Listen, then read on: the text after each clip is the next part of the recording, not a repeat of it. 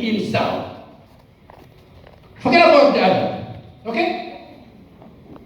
We are not at peace with ourselves individually. We are not at peace with our neighbors. We have a community only by description, not a functional community. Okay, you can have a community that doesn't function. It's like having a family that doesn't function. A family that doesn't function, one goes back home, and the father, the man who wants to be respected, turns around and begins to abuse virtually everybody as he walks onto the compound. Kicks people, demands everyone else to go and work. It doesn't work. It is a dysfunctional family. And we have a dysfunctional community. So we want leadership that can allow us, members of the community, to begin to put the pieces together, to put our pieces together and become whole and coexist. Because without harmonious coexistence, whatever we can attract from within and without will not make as much difference as it would otherwise. Okay? You are trying to do it here as students. You are trying to come together. This coming together, bringing all of you from different institutions with a number of common objectives.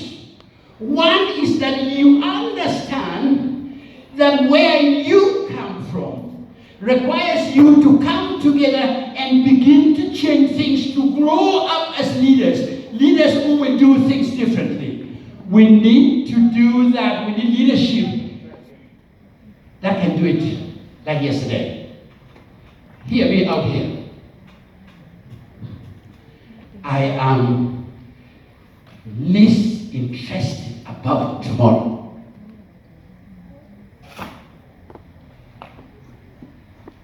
My preoccupation, my prayer is about today, now.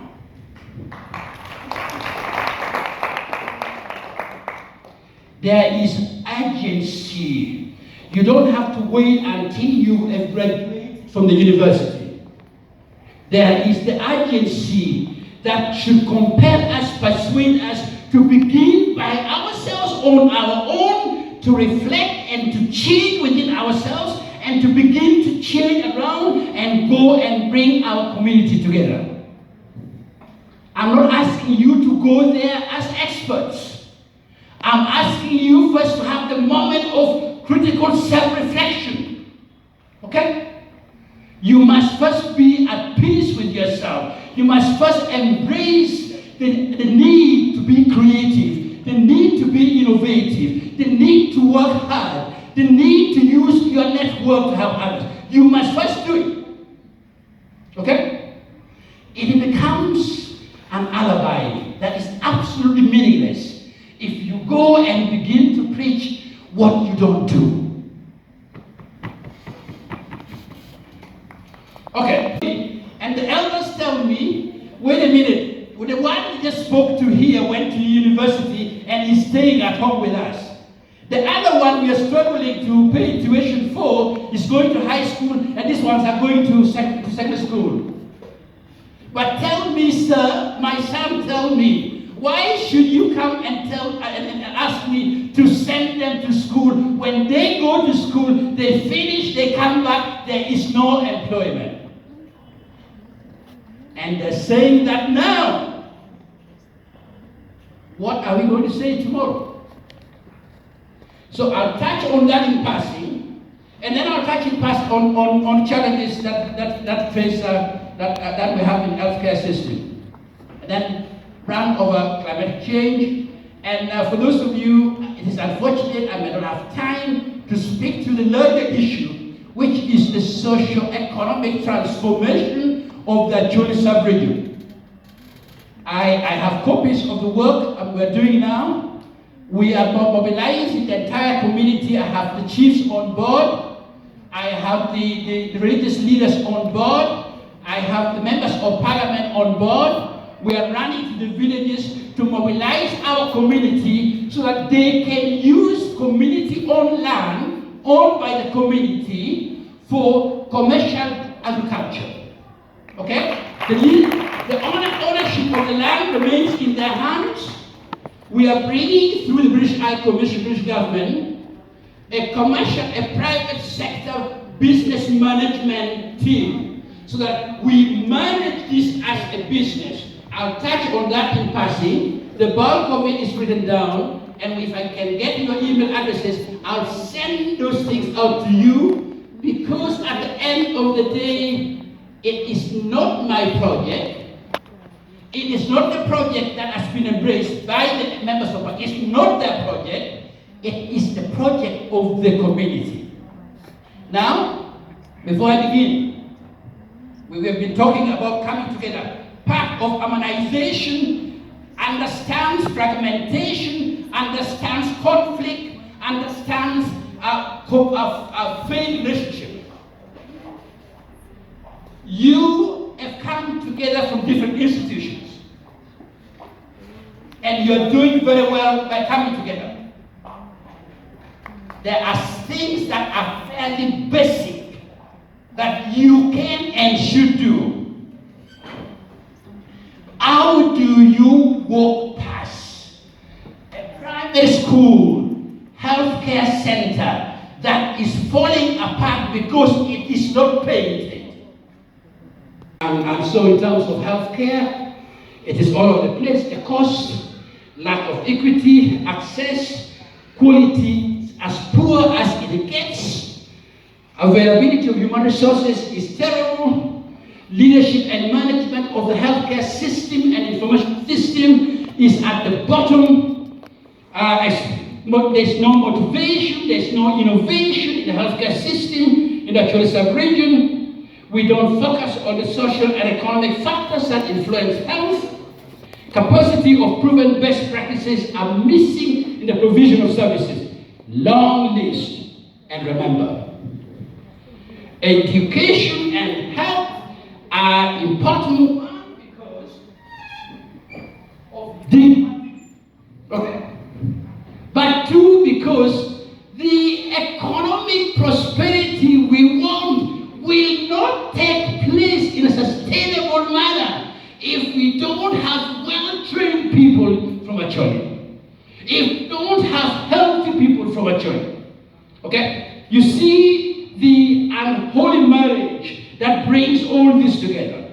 Okay? So education is not just education by itself. Education is important because it trains, it makes you creative, it improves the performance, productivity. Okay? Health is important across the board. So we see the unity. Okay, now let me touch briefly on what we're doing. Which touches on the last part? Only 2 minutes. We are trying an experiment. We call it parish market. Socio-economic transformation of the Acholi sub-region.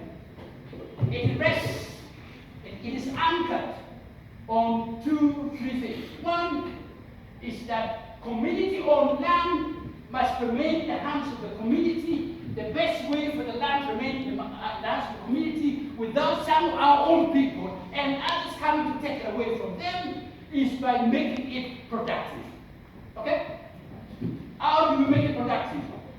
The way we're going to make it productive is I've been going to the community, I'm going back to the community, speaking to elders and saying, show us how much land the community owns. And tell us how much of this land can climatic change that turned everything upside down, that left our society in pieces, intellectually, philosophically, in terms of morality, in terms of work ethics, in terms of education, in terms of healthcare. There is nothing that holds together what used to be. Okay. So I'll focus on that climatic change to inform the nature of leadership, harmonizing leadership, and then to complicate the other layer itself we are referring to, which is the global warming, climate change.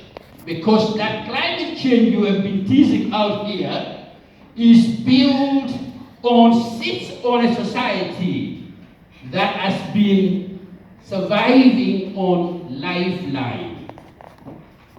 The poorer you are, the more vulnerable you are when this so-called climate changes. Now then, of course, the other one you talk about, climate change, is being debated largely at a time when the effects, some of the devastating effects of COVID itself has compelled those who at least wanted to reform, not transform, wanted to reform what we do that affects global warming. It has compelled them to roll back, because societies that function only function because it takes care of their own. Okay? So when people are out of jobs, society comes and accepts, recognizes that social contract.